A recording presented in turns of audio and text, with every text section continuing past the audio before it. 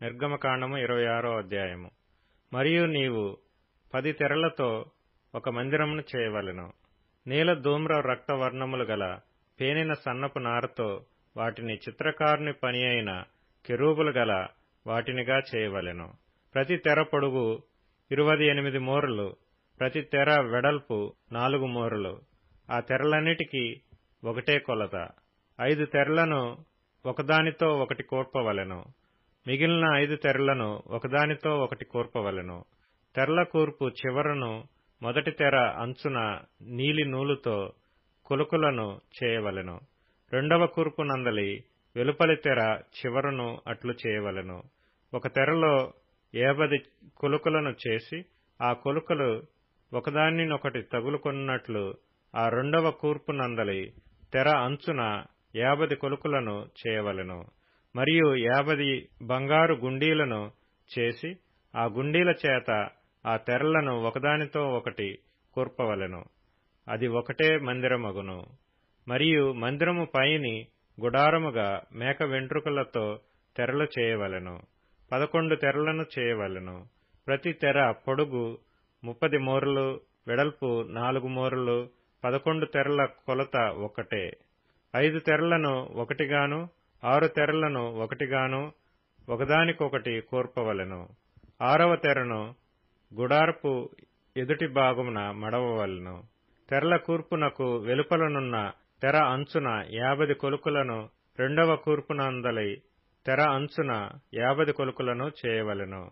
మరియు 50 ఇత్తడి గుండీలను చేసి ఒకటే గుడారమగునట్లు ఆ గుండీలను ఆ కొలుకులకు తగిలించి దాని కూర్పవలెను.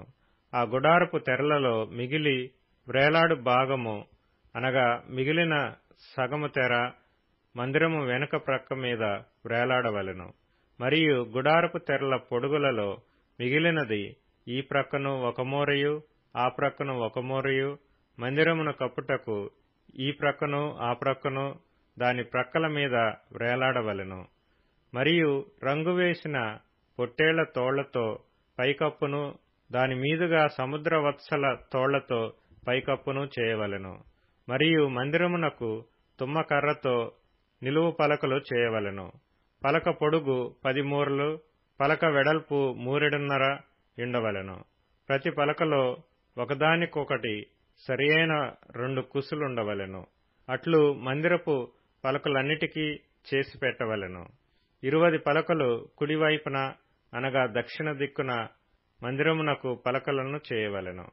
మరియు నొక్కొక్క పలక క్రింద దాని 2 కుసుల 2 దిమ్మలను, ఆ 20 పలకల క్రింద 40 వెండి దిమ్మలను చేయవలెను.